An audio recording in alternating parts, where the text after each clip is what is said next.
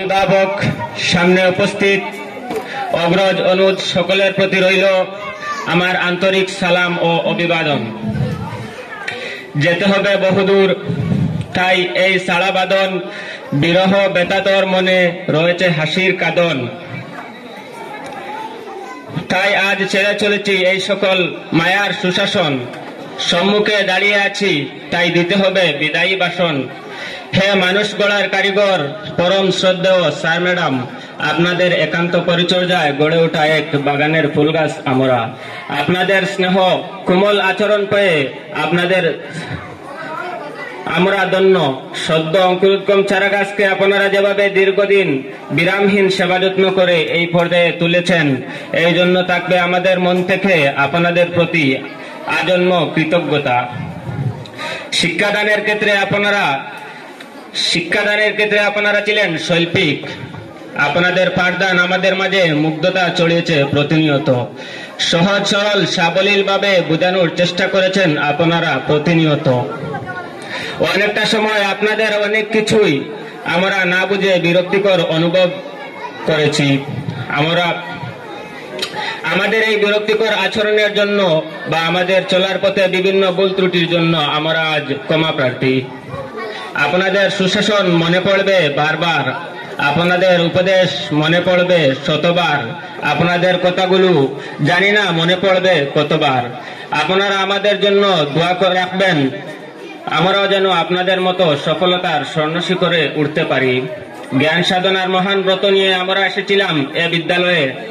আমাদের বড়ই সৌভাগ্য যে আমরা আপনাদের মতো উদার জ্ঞানী গুণী প্রজ্ঞানদের শিক্ষক রূপে পেয়েছিলাম। যতদিন এ বিদ্যালয়ে ছিলাম ততদিন আপনাদের স্নেহসৌর্যের পরশে আদর আপ্যায়নের অমূল্য শিক্ষা উপদেশ, সততা ও সভ্যতায় আমাদের জীবন ছিল কানায় কানায় পরিপূর্ণ।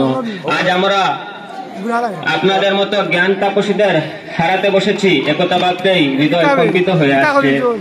আপনাদের সাথে কত যে অসংগত আচরণ করেছি তার হিসেব নিজেরাও জানি না।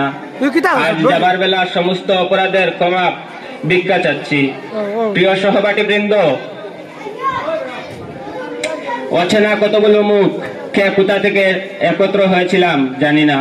আজ মনে হচ্ছে একটা গোষ্ঠীকে কি একটা বিদেশি শব্দ গাঁটছাড়া করেছে। প্রচলিত কয়েকটি লাইন মনের ভিতর গুনাগুন করছে।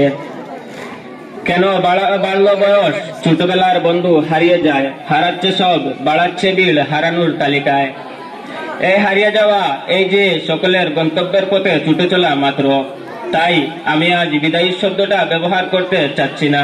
তবু আজ যখন আমরা এক শব্দের কাছে বন্দী হয়ে গেছি, তখন বলতেই হয়, যেতে নাহি দিব হয়, তবু যেতে দিতে হয়। তবু চলে যাই স্নেহের অনুজ, কি বলবো আজ তোমাদের কথা।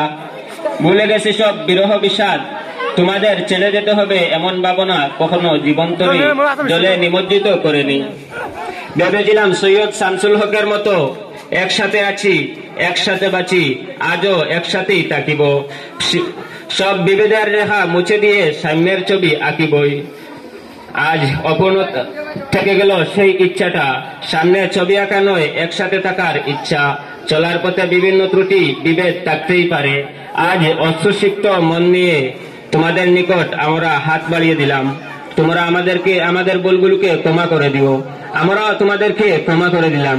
যদিও ছোটদের ভুল বলতে কোনো কিছুই থাকে না। ছোট বড় সকল ভাই ও বোনেরা, সকলের নিকট আমরা আমাদের ভুল ত্রুটির জন্য ক্ষমা প্রার্থনা করছি। আগামী দিনের সাফল্যের জন্য আমরা সবাই আপনাদের নিকট দোয়া ও আশীর্বাদ প্রার্থী।